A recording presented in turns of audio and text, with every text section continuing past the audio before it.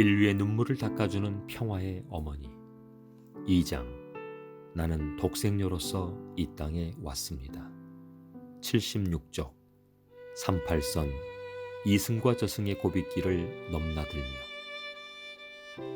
1948년 북한 공산당의 종교 탄압이 극에 달했을 때 어머니와 외할머니도 복중교 신도라는 이유로 열흘 넘게 옥에 갇혔습니다.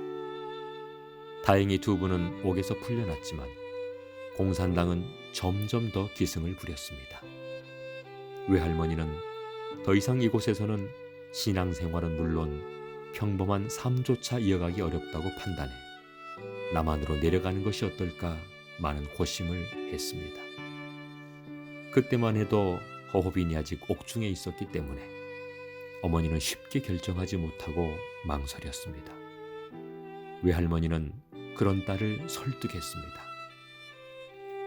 여기 있다가는 재림주님을 만나기 전에 우리가 먼저 죽는다.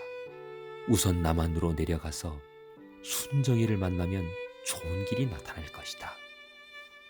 기거할 집도 없는데 무작정 가면 어떻게 해요? 그래도 가야 한다. 하나님이 우리를 보호해 주실 테니까. 외할아버지는 평양이 에덴궁이라는 계시를 받고 이를 지키기 위해 남기로 했습니다. 천만다행으로 홍순정 외삼촌이 일본에서 학업을 마치고 돌아와 군에 있다는 소식이 전해졌습니다. 외할머니는 외아들인 외삼촌을 보고 싶은 마음이 굴뚝 같았습니다. 또 하나, 외손녀인 나를 보호하고자 항상 나에게 너는 하나님의 참된 딸이라는 말을 했기 때문에 세상의 불행한 일로부터 나를 지켜주고자 했습니다. 공산당이 망하면 고향으로 다시 돌아올 수 있으리라 믿었으나 아들을 잠깐 만나러 가겠다고 38선을 넘었던 외할머니를 비롯한 우리 세 사람은 계속 남한에 머물게 되었습니다. 돌이켜 생각해보면 하늘은 외삼촌을 향한 외할머니의 간곡한 마음을 통해 우리가 떠날 수 있도록 역사하셨습니다. 자식을 향한 어머니의 애절한 마음은 결국 우리 인간을 찾아오시는 하나님의 간절한 심정이기도 한 것입니다. 어두워졌으니 이제 길을 나서자. 1948년 가을 어느 날 한밤중에 어머니는 나를 업고 외할머니는 보따리 2개를 들고 집을 나섰습니다. 안주에서 38선까지 직선 거리로 200km나 되는 먼 길이었습니다.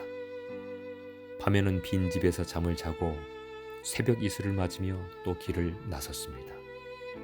촌집에 들어가 보따리 속에서 무언가를 하나 꺼내주고는 보리밥이나마 겨우 얻어먹었습니다. 그렇게 온갖 고초를 겪으며 하염없이 걷고 또 걸어 남으로 향했습니다. 가까스로 38선 인근에 다다랐지만 나와 어머니, 외할머니는 삼엄하게 경비를 쏘고 있던 북한 인민군에게 덜컥 붙잡혔습니다.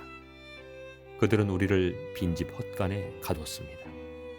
그곳에는 이미 잡혀온 여러 사람들이 겁에 질려 있었습니다. 하루는 한 어른이 보초를 서던 인민군들에게 먹을 것을 가져다 주라고 나에게 심부름을 시켰습니다. 나는 떨리는 마음을 억누르고 미소를 지으며 먹을거리를 인민군에게 건넸습니다. 그렇게 몇 차례 하니 저들의 마음이 누그러졌습니다. 어느 날 밤 인민군들이 고향으로 돌아가라면서 우리 세 모녀를 풀어주었습니다. 하늘의 보살핌이 생사의 기로에서 삶의 길로 인도한 것입니다.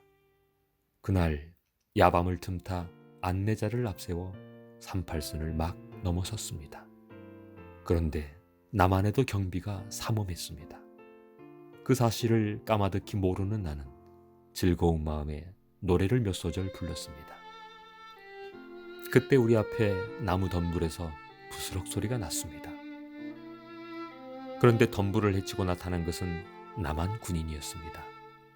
그들은 우리를 따뜻하게 맞으며 오히려 위로해 주었습니다. 이렇게 예쁜 따님을 데리고 오느라 고생 많았습니다. 이거 얼마 안 되지만 보태 쓰십시오. 하늘은 이렇듯 애틋하게 우리를 보호해 주셨습니다. 천신만고 끝에 무사히 남한 땅을 밟았지만 결국 외할아버지와는 재회할 수 없는 결별의 길이 되고 말았습니다. 남한은 우리 모두에게 무척 생소한 곳이었습니다.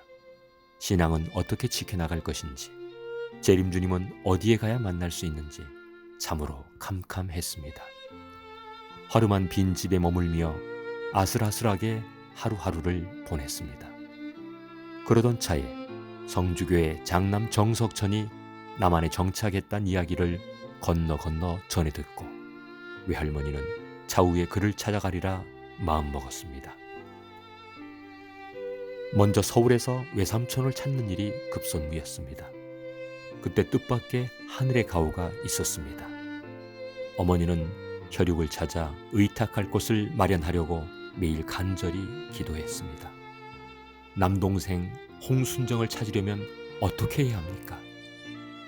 그 기도 덕분에 우연히 길에서 외삼촌의 친구를 만나 소식을 알게 되었습니다. 그야말로 천우신조 하늘이 도왔습니다. 용산 육군본부에서 근무하던 외삼촌은 고향에서 어머니와 누나, 조카가 기별도 없이 내려온 모습을 보고 기쁘면서도 놀라지 않을 수 없었습니다.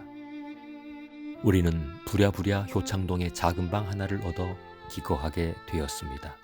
그제야 안심이 되었습니다. 나중에 알고 보니 그곳은 후에 설립된 청파동 통일교회에서 아주 가까운 곳이었습니다. 나는 곧 효창초등학교에 입학해 자유대한 땅에서 처음으로 학교에 다니게 되었습니다. 남한에서의 삶은 차츰 안정되어 갔습니다. 외삼촌이 장교로 군 복무를 하고 있었던 사실이나 아직 만나지는 못했지만 성주교 정석천 가족이 먼저 남하에 있었던 것은 하늘이 섭리를 맡길 독생녀를 보호하기 위해 준비한 노정이 아닐 수 없었습니다.